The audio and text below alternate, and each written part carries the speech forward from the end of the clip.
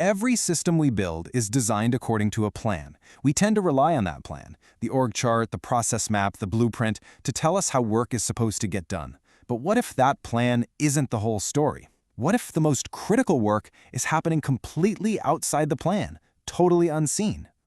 Think about it. At the heart of any organized effort, there's always a plan. Whether we're talking about a small team or a huge institution, we operate on the basic assumption that there's a formal design, a map for how things are meant to work. And this plan, the official blueprint, the org chart, the documented process, its job is to define all the work that's visible and tracked. It assigns roles, it maps out workflows, and it spells out how things are supposed to happen. But here's the thing. If you accept that official view as the whole truth, you're making a fundamental mistake. Those neat boxes and lines on the chart are dangerously incomplete. They completely ignore the real, living system that makes the official one work at all. To really see what this means, let's consider a simple physical system, a team of workers building a scaffold. And of course, they have a blueprint. It's a detailed document that specifies every single pole, every clamp, and every plank. This is their official plan. Now, this blueprint is more than just a document. It represents the first of two systems that we need to understand: the formal organization. This formal system is designed from the top down. It's visible, it's static, and it's bound by very specific codified rules. And what's really crucial here is that in this view, a person is basically the same thing as their official role. This kind of rigid structure is actually pretty effective for handling predictable, known challenges. But the moment the work actually begins, something else happens. A second system spontaneously emerges right alongside the blueprint. This is the unofficial network, the informal organization. And this informal organization is pretty much the mirror opposite of the blueprint. It grows from the ground up, and it's constantly evolving. It's dynamic and fluid, and it's held together not by rules but by trust. This is the real social architecture that shows how work actually gets done.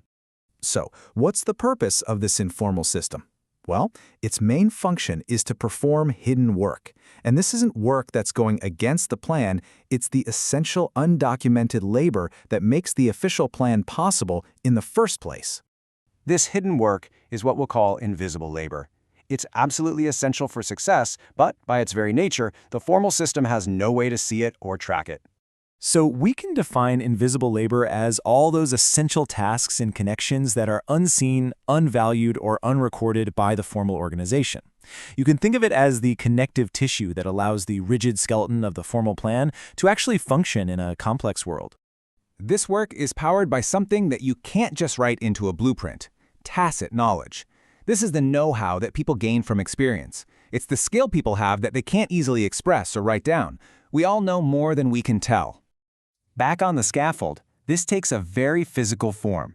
A worker might tie a specific knot, one they learned over years, that isn't in the blueprint but holds better in damp weather. Another worker might add a temporary rope to brace a plank that feels a little wobbly. This is tacit knowledge in action, performing the invisible labor the blueprint could never account for. Now, what's really crucial here is that this informal work isn't chaotic. As these successful little adaptations are repeated, they start to solidify into their own stable, predictable system. These patterns are called organizational routines. They're like the memory of the informal system. They're the skills and habits of the organization itself. This is how that collective, unspoken knowledge gets stored and repeated. Routines tend to emerge organically, out of necessity. First, a problem appears that the blueprint didn't anticipate. Workers on the ground improvise a practical fix. The next time that same problem comes up, they use that fix again. And over time, the solution hardens into a collective habit, a routine that gets performed without much conscious thought. Okay, this is where a hidden fragility starts to enter the system. The formal plan and the informal routines are now deeply dependent on each other. The system can't function without both, yet only one of them is visible to the people in charge. And this blindness creates a dangerous, unseen cost. The formal system, the one with the blueprint and all the authority, is completely blind to this informal work. Those temporary ropes and custom knots, they don't appear on any official documents. And because the work itself is invisible, its function is also invisible.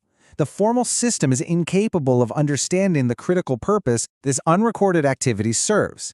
From its perspective, it's not a solution. It is simply a deviation from the plan. This blindness is where failure really begins. A manager, acting perfectly rationally according to the formal plan, can make a change that inadvertently removes a critical informal support. So the manager inspects the scaffold and sees a rope that isn't on the blueprint. From a formal perspective, it's redundant, it's messy, it's inefficient. So the manager removes it. That rational, local decision produces an irrational, global outcome. The plank, now unsupported, becomes unstable. The system is now closer to failure. This reveals a fundamental truth about pretty much any complex human system. It is never just one system. It is always two, operating in parallel. A visible, formal structure, and an invisible, informal one that keeps it alive. So the informal network isn't a flaw to be eliminated, it's a necessary adaptation. As one sociologist put it, informal relations actually preserve the organization from the self-destruction that would result from literal obedience. That invisible work is the immune system that protects the organization from the brittleness of its own formal rules. And the greatest risk of failure doesn't come when this invisible work is happening, but when we, in our attempt to perfect the plan, finally succeed in stamping it out.